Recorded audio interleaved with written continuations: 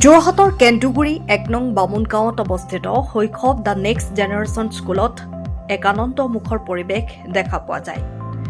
2026-27 বৰ্ষৰ নতুনকৈ নামভৰ্তি হোৱা ছাত্ৰ-ছাত্ৰীসকলক মাংগলিক নিয়মেৰে উষ্ম আদৰণি জনোৱা হয়। বিদ্যালয় চৌহদত অনুষ্ঠিত এই আদৰণি অনুষ্ঠানত অভিভাৱকসকলৰ সক্ৰিয় অংশগ্ৰহণে সুন্দৰ পৰিৱেশৰ সৃষ্টি কৰে। অনুষ্ঠানটিত বিদ্যালয় কৰ্তৃপক্ষই ছাত্ৰ-ছাত্ৰীৰ উজ্জ্বল ভৱিষ্যতৰ বাবে বিভিন্ন পৰিকল্পনা আৰু শিক্ষামূলক দিশসমূহৰ ওপৰত আলোকপাত কৰে। ইয়াৰ লগতে আজিৰ দিনটোত বিদ্যালয়খনত এক বিশেষ শিশু ডে কেয়াৰ শাখাৰো শুভ উদ্বোধন কৰা হয়। বৰ্তমানৰ ব্যস্ত জীৱনধাৰাত অভিভাৱকসকলৰ বাবে ই এক গুৰুত্বপূৰ্ণ পদক্ষেপ হিচাপে পৰিগণিত হৈছে। এই ডে কেয়াৰত শিশুসকলক পুৱাৰ পৰা আবেলিলৈকে সুৰক্ষিত আৰু যত্ন সহকাৰে ৰাখিবলৈ সকলো প্ৰয়োজনীয় ব্যৱস্থা গ্ৰহণ কৰা হৈছে। শিশুসকলৰ বাবে আৰামদায়ক বিচনা, স্বাস্থ্যসন্মত আহাৰ আৰু সুসংগঠিত টোপনিৰ ব্যৱস্থা নিশ্চিত কৰা হৈছে। বিদ্যালয়খনত ছাত্ৰ-ছাত্ৰীৰ সুৰক্ষা আৰু সুবিধাৰ ক্ষেত্ৰতো বিশেষ গুৰুত্ব দিয়া হয়।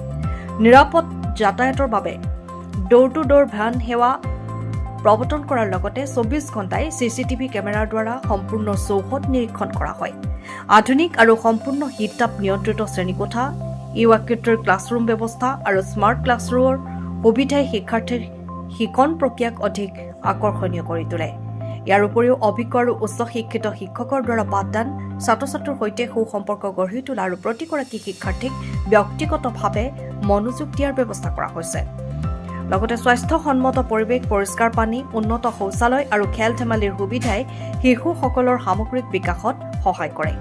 ডে কেয়াৰ শাখাটো শিশুসকলৰ মানসিক আৰু শাৰীৰিক বিকাশৰ বাবে ইনডোৰ গেমছ, ছবি অঁকা, নাচ-গানৰ ব্যৱস্থা থকাৰ লগতে এক নিৰ্দিষ্ট দৈনিক সময়সূচীৰে আহাৰ, বিশ্ৰাম আৰু খেল-ধেমালিৰ ব্যৱস্থা কৰা হৈছে।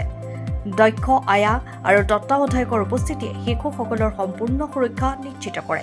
মুঠতে শৈশৱ দ্য নেক্সট জেনেৰেশ্যন স্কুলে আধুনিক শিক্ষা আৰু সুৰক্ষিত পৰিৱেশৰ এক সুন্দৰ সংমিশ্ৰণ আগবঢ়াই নতুন শিক্ষাবৰ্ষৰ আৰম্ভণিতেই অভিভাৱক আৰু শিক্ষাৰ্থীসকলৰ মাজত এক ইতিবাচক সঁহাৰি লাভ কৰিবলৈ সক্ষম হৈছে। যোৰহাটৰ পৰা অনুপম বৰা ৰিপৰ্ট, পোহৰ লাইভ। নেক্সট জেন স্মাৰ্ট স্কুল পূব যোৰহাটৰ কেন্দুগুৰিস্থিত এখন বিদ্যালয়। আজি আমাৰ আচলতে স্কুলখনৰ আমি 3 বছৰ অতিক্ৰম কৰিলোঁ, কিন্তু আজি শিক্ষাবৰ্ষৰ আজি আৰম্ভণি দিন খুব ধুনীয়াকৈ আমি উদযাপন কৰিছোঁ। শিশুসকলক আমি উষ্ম আদৰণি জনাবৰ বাবে খুব ধুনীয়াকৈ আমাৰ গোটেই বিদ্যালয়খন আচলতে নৰুদ দি আমি আজি এই দিনটো উদযাপন কৰিছোঁ, যাতে সেই দিনটো শিশুসকলৰ প্ৰথম দিন হিচাপে তেওঁলোকৰ চিৰস্মৰণীয় হৈ থাকে আৰু আগন্তুক দিনবিলাক তেওঁলোকৰ মধুৰ হয়, সুখৰ হয়। সেই উদ্দেশ্যেৰে আমি খুব সুন্দৰকৈ আজি এই দিনটো উদযাপন কৰিছোঁ। প্ৰথম দিন তেওঁলোকৰ ভাল হওক, আচলতে প্ৰত্যেকটো শিশু প্ৰত্যেকজন অভিভাৱকে কিমান আশা লৈ আমাৰ হাতত শিশুটি গতাই দিছে, তেওঁ যে শিশুটিৰ ভৱিষ্যত ভাল হওক, উজ্জ্বল হওক, সেই আশাৰে আমি নিজৰ সন্তানৰ দৰে তেওঁলোকক আমি খুব সুন্দৰকৈ মাংগলিক অনুষ্ঠানৰে আদৰণি জনাই আদৰি আনিছোঁ।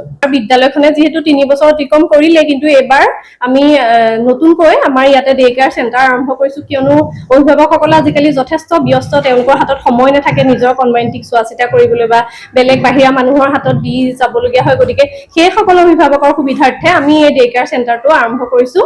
তেওঁলোকে নিৰাপদভাৱে সম্পূৰ্ণ ঘৰুৱা পৰিৱেশত নিশ্চিন্তভাৱেৰে আচলতে আমাৰ হাতত এই শিশুটিক ডে কেয়াৰ চেণ্টাৰত দি যাব পাৰে।